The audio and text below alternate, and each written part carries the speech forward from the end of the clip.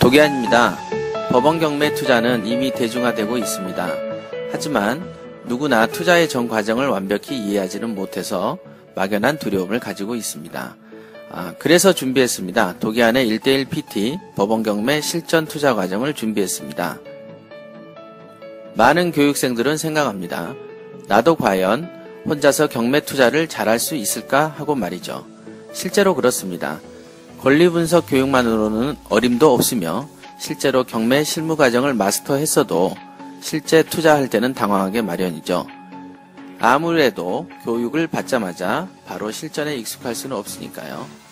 마치 운전면허를 따더라도 운전이 어느 정도 익숙해질 때까지는 긴장하고 떨리는 것처럼 말이죠. 하지만 이제 걱정하실 필요가 없습니다. 도기안의 1:1 PT는 교육생이 물건 검색, 시세 조사와 분석, 현장 조사, 낙찰 가격을 결정하고 명도를 하기까지 전 과정을 도기안과 함께 상담하고 분석하면서 진행하고 단계별로 문서 작성 요령도 배우게 되기 때문에 충분히 알짜배기 내용을 배울 수 있습니다. 1:1 PT는 저와 함께 진행되기 때문에 경매 투자의 자신감은 물론 투자의 성과도 보장받을 수 있습니다. 저와 끈끈하게 형성된 인맥은 여러분의 경매 투자 인생에서 결코 가볍지 않는 소득이 될 겁니다.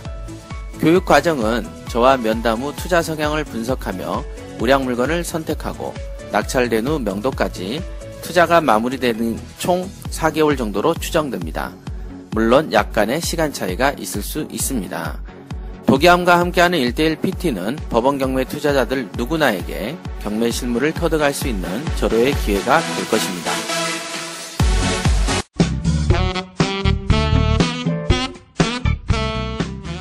본 방송은 전 국민의 가난 탈출을 목적으로 합니다. 돈을 벌 수밖에 없는 확실한 재테크를 가까이 두고 엉뚱한 곳에서 애써 벌었던 돈을 날리는 어리석은 짓을 중단시키기 위해 만든 방송입니다.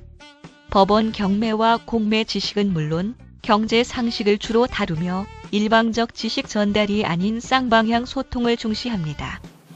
네, 시작할게요. 안녕하세요. 안녕하세요. 네. 자, 오늘 주제를 알고 오신 분 뭔가요? 잔금 대출 현실과 네. 유형 및 주의사항. 나 오늘 알았어.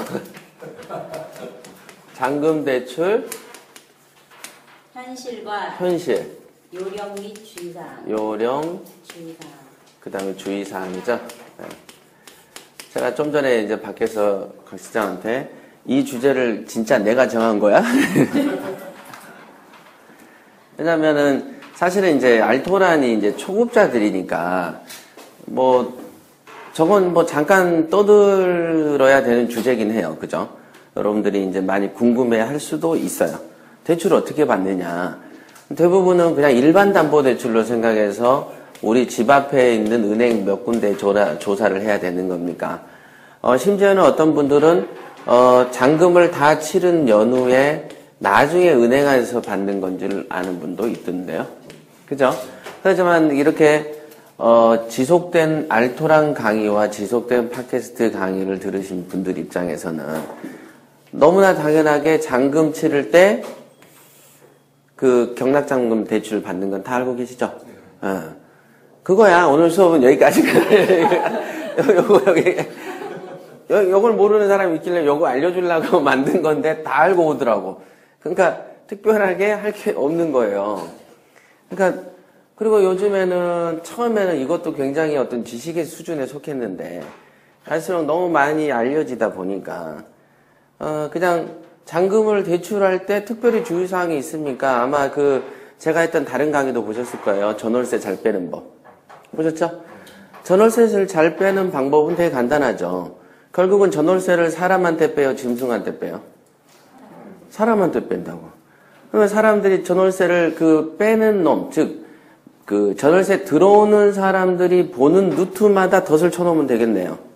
그죠? 그러니까 보는 사람이 생활정보지도 뒤적거릴 거고, 인터넷에 파인드홀도 뒤져볼 거고, 카페를 피터팬 같은 것도 뒤져볼 것이고, 그 다음에 인터넷 다음 부동산이 네이버 부동산 이런 데에서도 매물란도 뒤져볼 것이고, 그죠? 그러니까 그들이 그리고 현재 부동산 없어도 뒤져볼 것이고 그러면은 물건지가 여기 내 물건이 여기 있지만은 나는 내 물건 팔려고 여기에 내놨지만은 실제로는 한 여기쯤에 있는 부동산에도 우연히 내놨는데 새로 들어올 세입자가 굳이 이 동네를 선호하지 않고 물건만 자기 경제 형편에 맞춰서 물건을 구하고 있던 중에 있던 사람이라면 여기 와서 물어봐도 마침 여기랑 정보 교류가 때마침 됐었고 그러면 김 사장 됐어 하면서 여기에서 보여줄 수도 있는 것이다. 그죠? 그러니까 여러분들이 경매로 산 집과 여러분들이 경매로 산 그 집, 그 세를 빼고 싶으시잖아요. 그죠? 팔고도 싶고. 그러면은 9시 뉴스 직전 시간대에 30초간 CF를 찍어서 뿌려버리세요. 팔려. 그렇지 않을까요? 그게 팔리는 거죠. 왜? 절대 다수에 의해서 그 물건이 노출이 되기 때문에 그렇죠. 그렇죠? 바로 그겁니다. 지금 얼마 전에 그 미얀마인가 캄보디아에선가 뭐 영지버섯 캔 거 보셨나요? 이만하잖아요. 예. 한 진짜 150kg인가? 사람 여기 앉아 있는데 이만해요. 근데 그거를 그 사람이 신기하게 또 트위터인가 페이스북에 올린 거예요. 그랬더니 이제 그 미얀마에 있는데 그 어느 부자가 있어요. 대만인가 어디 지역에 있는 부자. 태국인가 그 부자는 우리나라 돈으로 3천만 원 줄게. 이렇게 얘기를 했는데 중국에 있는 부자가 5천만 원 줄게. 경매네. 네. 자, 이렇게 된 거예요. 자, 미얀마인지 캄보디아인지 산에 가가지고 버섯이나 캐던 사람한테 어떻게 커넥트가 됩니까? 연결이 되는 점이 없죠. 페이스북 때문에 됩니다. 그죠? SNS 때문에. 바로 그런 겁니다. 그러니까 여러분들이 산 집을 절대적으로 노출을 시키고, 장점을 정말 친절하게만 잘 쓴다면 잘 팔린다. 그게 전월세를 잘 내는 법이다. 되게 쉽잖아. 사람한테 할 거냐, 짐승한테 팔 거냐. 짐승한테 팔 거면 그 앞에다가 고기들을 많이 걸어 놓으면 되잖아. 그죠? 그러면 되지. 그런 단순한 원리하에 매뉴얼들이 나오죠. 그런 것처럼 잔금 대출을 잘하는 법이라는 게 뭘까요? 자, 이런 논리를 그대로 적용해 보세요. 뭡니까? 잘한다는 게 뭐죠?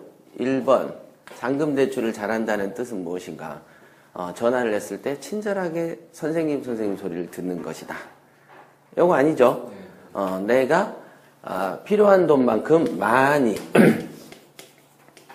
적게 받는데 잘한다는 게 필요가 없는 거 아닙니까? 많이 받고 싶은데 많이 주는 놈이 없으니까 잘한다는 표현을 쓰는 것이죠. 그러니까 많이 주는데 금리는 또 되게 낮게 주는 거. 돈은 많이 주면서 금리는 되게 낮게 주면서 거기에 밑에 붙어있는 여러 가지의 조건들이 있지 않습니까? 그쵸? 뭐 부대 조건들이 있죠? 뭐 어떤 여신거래를 우리 통장으로 3건 정도 자동 이체를 하라. 그 다음에 연금보험을 들어달라, 뭐 해달라 이런 거를 부대 조건, 꺾기라고 표현하죠. 사실 이런 건 불법이라고 하면서 이제 자체적으로 안 하기 시작한 지가 꽤 됐는데, 그래도 솔직히 지금도 하고 있습니다. 그죠? 안 할 수가 없겠죠? 예. 하지 말라고 하고 밑에서 하는 거지, 뭐. 그죠? 뇌물 받지 말라고 말은 100년 전부터 있었지만 하는 것처럼. 그래서 이런 조건들이 어떻게 붙어 있냐. 또는 뭐 상환했을 때 뭐 중도 상환은 문제. 그죠? 중도 상환의 수수료. 이런 게 이제 논점이 되죠. 그 다음에 또 뭐가 있습니까? 이전비 같은 거. 이전비에 있어서 우리가 설정비라고 하죠. 담보 설정비. 옛날에는 근저당권을 설정할 때 빚을 지는 내가 돈을 은행에 줬다.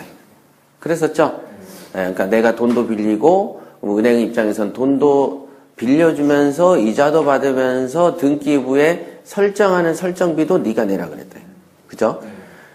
그러나 원래는 설정비라는 거는 은행이 자기가 돈을 지출한 거를 자기 채권을 담보하기 위한 방편이니까 당연히 은행이 써야 되는 돈인 것이죠.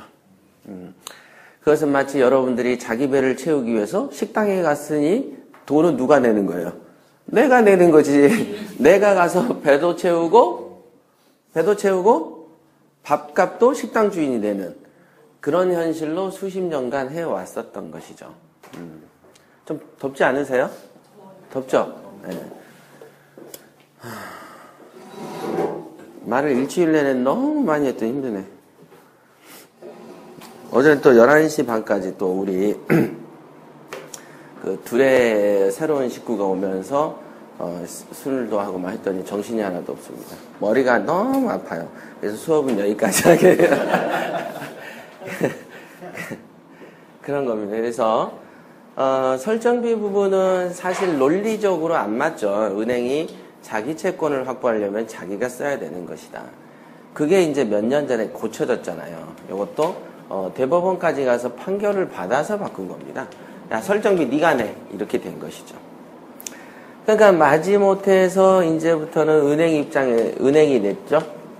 근데 실제로 보면은 설정비를 1년 안에 이 사람이 은행에서 한 100억 정도가 대출이 이루어지면 설정비만 해도 몇억 원이 되는 거죠. 그러니까 은행이 한 20년간 장사를 했고 시중은행이 몇 개입니까? 그 은행들이 전부 다 이 설정비가 판결에 의해서 뒤집히면 다 손해배상 청구 소송에 들어가면 어마어마한 액수가 탄생할 수밖에 없죠. 이런 걸 집단 소송을 해야 되는데 주로 이런 건 안 하죠. 모르니까. 그렇죠. 그러면은 이렇게 되니까 여러분이 은행 입장이면 어떤 수를 쓸까요? 요즘에 쓰는 수법이 있죠. 이렇게 하죠. 설정비는 은행이 문다. 그러면 너는 뭘 내라? 중도상환수수료를 내라. 중도상환수수료가 뭐냐? 보통 은행하고 거래할 때 3년간 돈 빌릴게요라고 여러분들이 약속을 합니다. 통상. 그러니까 3년간 금리를 4.8로 해가지고 1억 원을 빌린다라고 하면은 4.8을 1억 원이면 1년에 480만 원의 이자를 주는 거 아닙니까? 그죠? 요거 곱하기 요거니까. 그죠? 480만 원이면 12달러 12로 나누면 월 40이 된다. 맞죠? 3년 약정으로 했는데 이 사람이 한 1년 반쯤 돼서 1년하고 6개월쯤 됐을 때 대출을 다 갚아버릴 수도 있죠. 그 다음에 다른 은행으로 갈아타버릴 수도 있죠. 조금 싼 은행으로. 뭐 한 4.5 준다고 하니까 갈아타고 싶다라고 생각을 해서 갈아타게 되면 은행 입장에서는 여러분들 휴대폰 2년 약정 묶여있죠. 그 다음에 약정이 묶여있는데 일방적으로 깨져. 그럼 뭘 달라고 합니까? 위약금 달라고 그러잖아요. 그 다음에 그동안 줬던 혜택을 다 주라 그러죠? 그걸 위약금이라고 한다. 그런 것처럼 은행 또한 여러분을 3년으로 묶어놨는데 중도 해지를 하면 돈을 손해보잖아. 손해본 건 특별히 없지만 기대 수익이 줄죠. 미래에 내가 분명히 이 사람을 통해서 3년간 연 480씩 한 1,000 몇백만 원을 벌 줄 알고 돈을 빌려줬는데 이 사람이 변심해서 중간에 딱 다른 데로 갈아타버리면 손해를 본다 이거예요. 그럼 그 손해에 대해서 근데 갈아타는 건 자기 마음 아닌가요? 그죠? 그러니까 손해를 요 기간 동안 다 물어내라 그러면 성립할 수 없는 논리죠. 그래서 그 손해에 대한 기준이 뭐냐면 중도상환수수료다. 그래서 1년 안에 네가 갈아타면 2% 나한테 주는 걸로 하자. 1억에 2%니까 얼마입니까? 200. 뭐 1년이 네가 넘었는데 2년 안에 그러면 0.5 하자. 1.5로 주는 거예요. 그러면 얼마 주는 거예요? 150 되는 거죠? 이렇게. 2년하고 3년 사이에 네가 해지하면 1로 보자. 뭐 하고 3년 넘어서는 당연히 망기니까 요런 식으로 걸어 놓죠. 그러니까 1년 안에 돈 쓰고 이 사람이 해약을 하거나 갈아타면은 몇 달치를 뜯어가는 거예요? 네, 한 5달치를 뜯어가는 거죠. 1년 안에 포기하니까 이 사람이 6개월 안에 포기해도 1년치를 걷는 것이고 한 3개월 만에 포기할 리는 없죠. 은행도 장사 치는데 장사에 대한 통계가 있을 거 아니에요. 얘가 오늘 설정하고 3개월 만에 갈아탈 리는 만무하고 갈아타도 6, 7개월 만에 갈아탈 것이다. 제일 좋은 건 11개월째 갈아타는 게 너무 좋죠? 그죠? 그때 6개월치 더 받아버리니까. 나름 전략을 짜서 여러분들을 묶어놓은 것이다. 뭐 어려운 건 아니지만 요거 전담 부서가 또 있어. 되게 이런 건 조금만 생각해서 커피 마시면서 야 이렇게 하자 이러면 될 거를 되게 연구를 해. 그죠? 이런 게 있습니다. 그러니까 우리가 굳이 이제 여기에 있는 주의사항이라고 표현되는 것들은 뭘 주의해야 되느냐. 중도 상환에 대한 어떤 조건을 한번 살펴보시면 된다. 주의하라는 말은 중도 상환을 하지 말란 얘기예요. 한번 살펴보란 얘기예요. 그렇죠?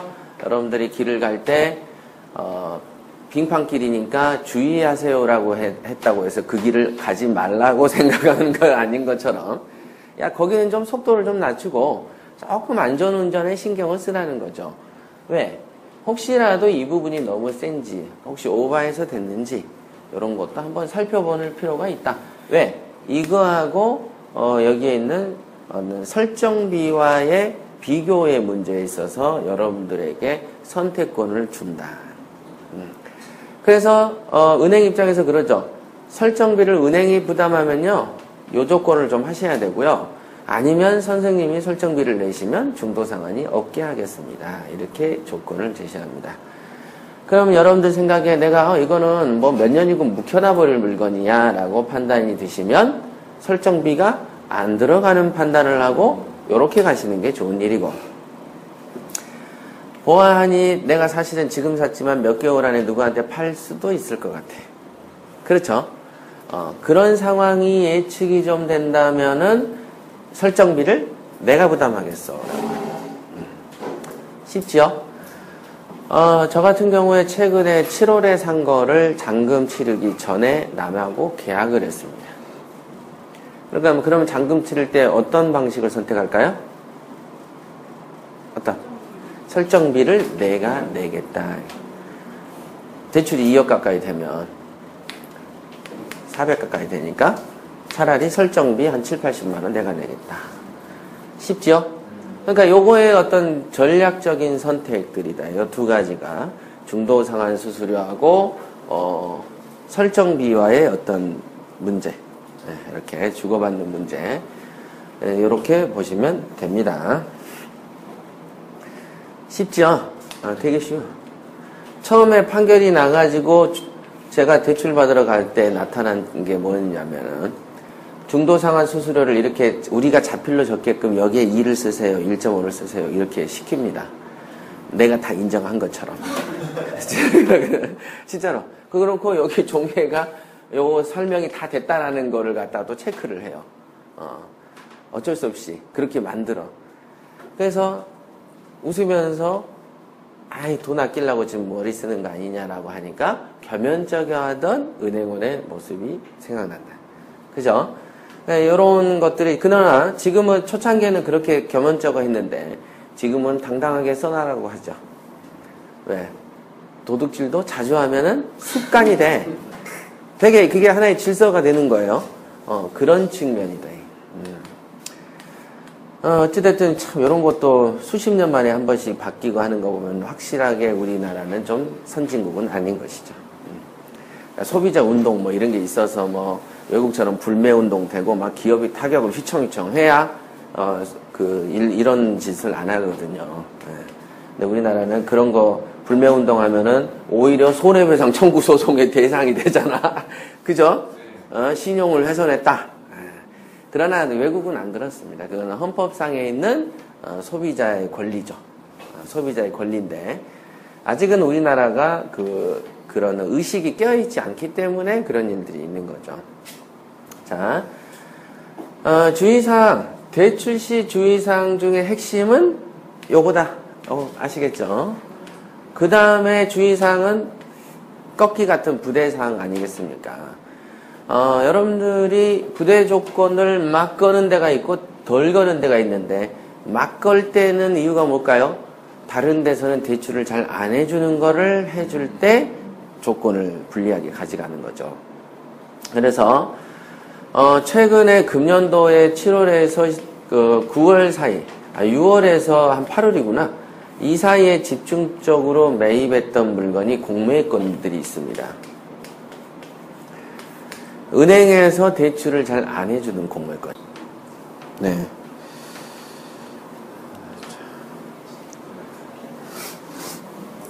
저희 여기에서 사실은 통상적으로 우리가 상가를 할 때는 80%까지 대출이 돼요. 통상 일반적으로. 그래서 제가 수익률을 짤 때 보통 80%를 다 땡겼다는 전제하에서 수익률표를 짭니다.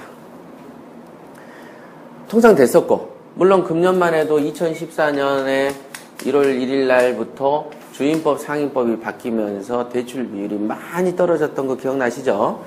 한 4월, 5월까지만 해도 대출이 줄어가지고 저희도 경매하는데 문제가 좀 여러 군데 있었어요. 그랬다가 갑자기 또 대출 규제가 풀리면서 또 잘 돼요, 요즘에. 또 금리도 쌉니다. 그래서 상가가 돼서 80%를 대출을 받을 걸로 생각을 하고 했는데, 한 군데도 안 해주는 거야. 거의 안 해주는 거예요. 물론, 지금 이제 새롭게 우리가 홈페이지 단장할 때, 사이트 여기 조그마한 박스에 부동산 종합대출에서 이제 대출도 저희가 알선하려고 이렇게 준비하고 있어요.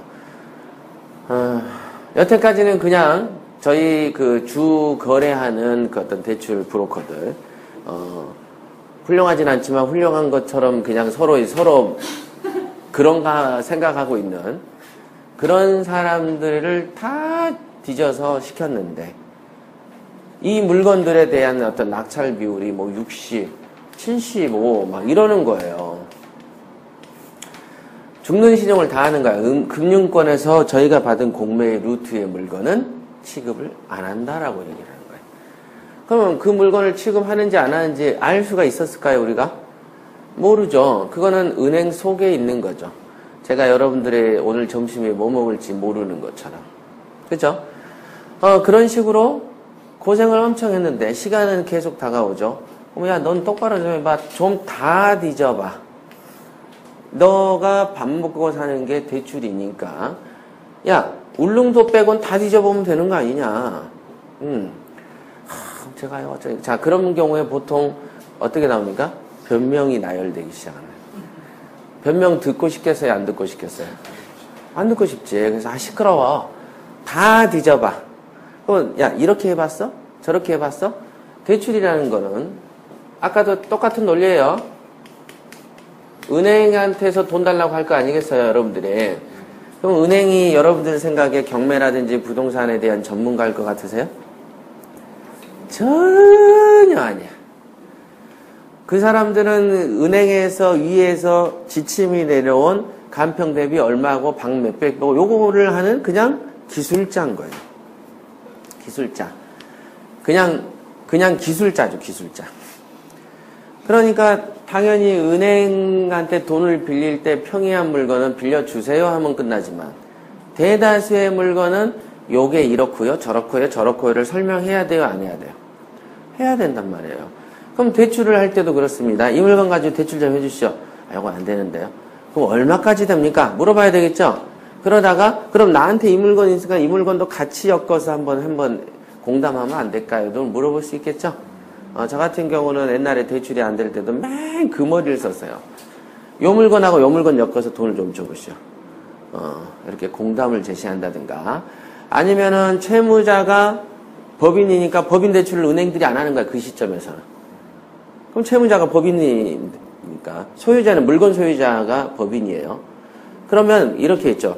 그러면 도기한이를 채무자로 잡고 법인이 물건을 담보 제공하는 걸로 좀 만들어 보시죠. 그러면 며칠 생각해 보겠습니다 해놓고 대출이 또 나오기도 한다.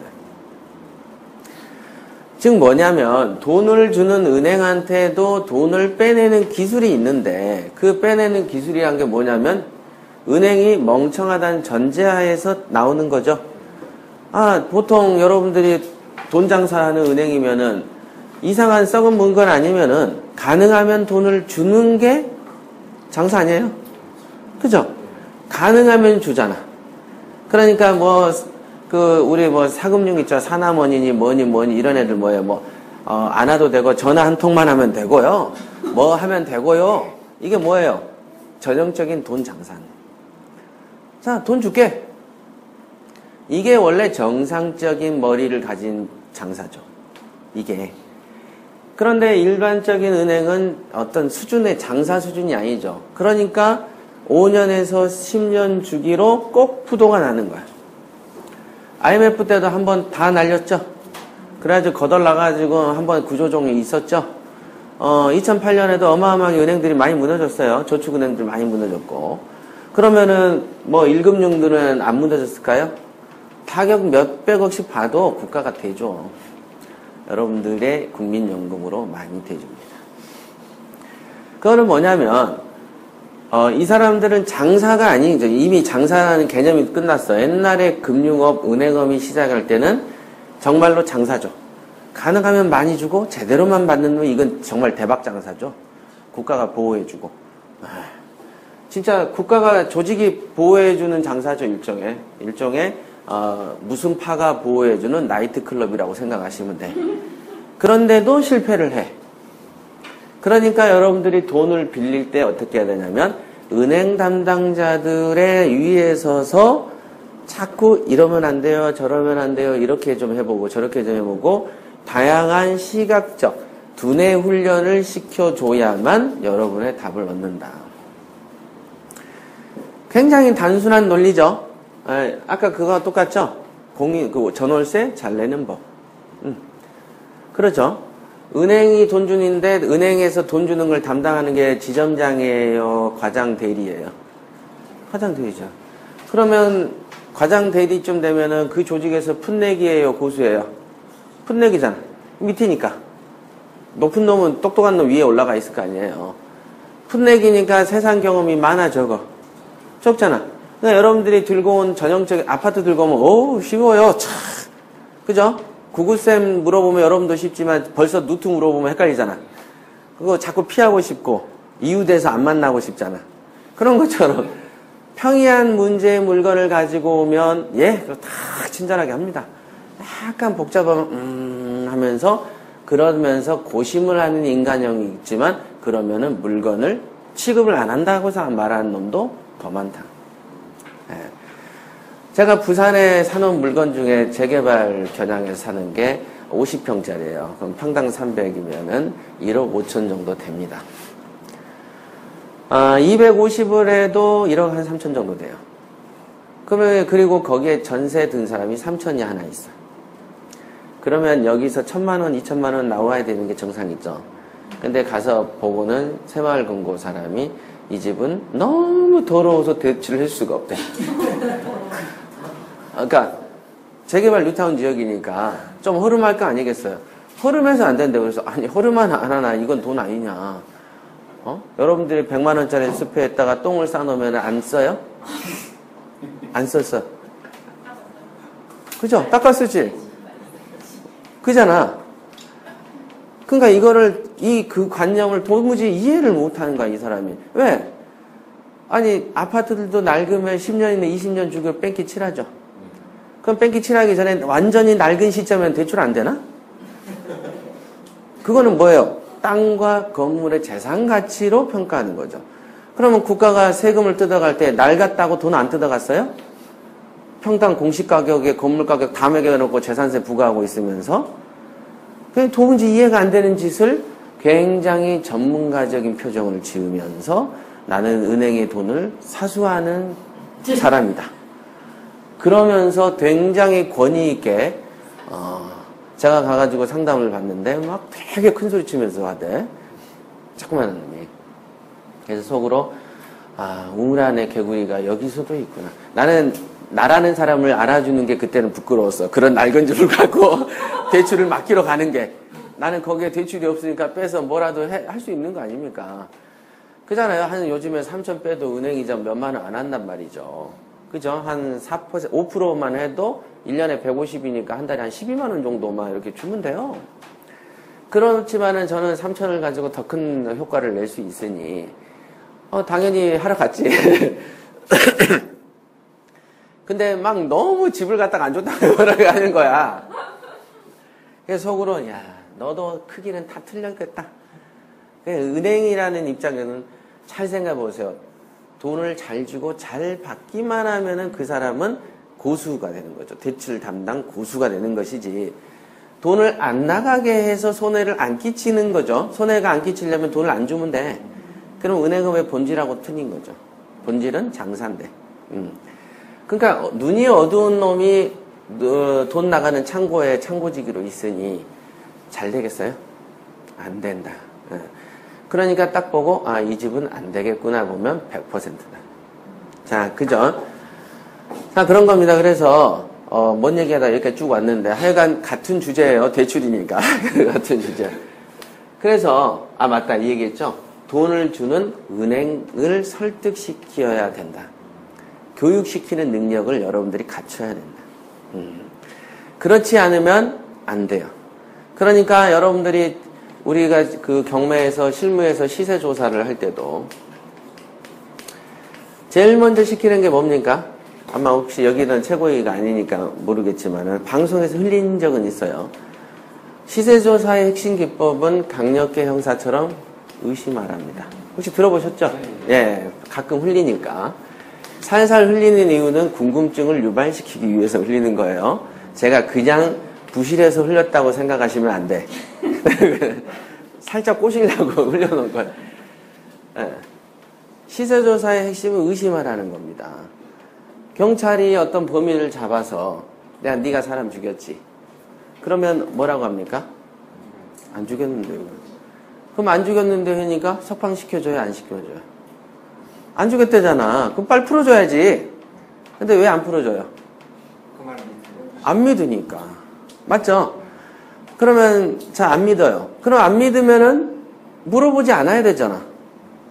우리가 흔히 뭐라 그래요? 뭐라고 하면은 이제 와이프랑 남편이 싸울 때 뭐 사고 싶어? 그래, 뭐 사고 싶은데 오리털 파카가 아니고 뭐지 그걸? 밍크 코트 사줘. 그건 안 되겠다.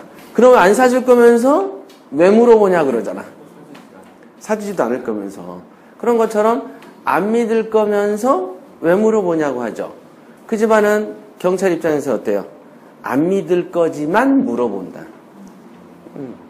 일단 뭔 말인지 아시겠어요? 시세조사도 어떻게 해요? 안 믿겠지만 물어는 보는 거야. 핵심이에요, 핵심. 그러니까 여기까지는 설명 안 하고 원래는 강력계 형사처럼 의심하십시오. 그러면 머리가 빠른 사람은 팍 터져야 돼. 팍 터져야 돼. 그런 거였구나. 그러나 전국의 99.999의 경매맨들은 완전히 신뢰하죠. 완전히 신뢰해. 맞죠? 가장 신뢰되는 사람이 그 지역 10군데 중에서 가장 안 좋게 말하는 사람이 가장 신뢰가 가. 틀려요, 맞아요. 정말. 수많은 경매, 여러분들이 여기서 교육시켜놓고 이렇게 풀어놓잖아. 갔다 오면 똑같은 결과를 갖고 와. 안 좋은 거를 믿는다. 왜? 정말로 안 좋으면 내가 손해보지 않느냐. 그래서 모든 경매 투자자들의 실력 차이가 안 나는 겁니다. 다 비슷해. 그러니까 이런 부분이 깨지지 않으니까 10년을 한들 고수가 되겠습니까? 1년 한 사람하고 똑같아. 비논리하죠. 비누 아시죠? 아직도 그대로네? 이런 비누. 옛날 세대는 기억하실 거예요. 비놀리아 기억하시죠? 비누. 비놀리아 모르세요? 딱딱한 거에서 이렇게 동그래가지고. 그래가지고 막 쓰다가 아직도 그대로네? 그러잖아. 막 썼는데. 안 달아. 닳질 않아. 그러니까 10년에도 아직도 그대로네? 이렇게 비놀리아다가. 우리가 옛날에 이렇게 놀리는데. 비놀리아. 요즘 안 나오죠? 이렇게 됩니다. 그래서 그래서 제가 칼럼도 은행에서도 수준이 낮은 은행들의 어떤 형태 바뀌지 않을 거예요. 영원히. 마치 1층 공인중개사의 사업 형태가 영원히 안 바뀌듯이 절대 안 바뀔 겁니다. 은행도 바뀌려면 결국은 우리 그 둘의 모임에서 한 100억, 200억 만들어서 은행을 하나 차리면 여러분들은 새로운 형태의 대출을 보시게 될 거야. 획기적이야. 회원 상대만 할게. 회원 상대만. 군인 공제처럼 군인들이 급여를 모아서 그걸로 사업을 하지 않습니까? 그런 어떤 형태도 우리가 하면은 완전 다르죠. 물건을 심도 있게끔 시세 조사를 하고, 그죠? 그래서 최소 얼마 주고 이 사람 직업이 뭐고 어떤 사업 상태를 검토를 한번 해보는 거죠. 그것만 되면은 얼마 정도 주고 그거 못 받겠냐? 요게 계산이 딱 떨어지면 주면 돼. 그러면 그게 돈 장사죠. 물론 조금 실패했을 때 그 과징금 이빠이 매기는 그런 형태로. 그래서 여러분들이 주의사항 중에 하나는 또 요령 중에 하나는 은행의 직원을 머리를 훈련시켜라. 그죠? 직원을 훈련시키지 않고 단지 물어보는 방식이 있죠. 그거 안 돼. 아까도 그 얘기 하려고 한 거예요. 시세조사도 물어보려고만 자꾸, 예, 얼마입니까? 예, 5천이에요? 예, 5천. 얼마입니까? 예, 6천. 이러고 있다니까.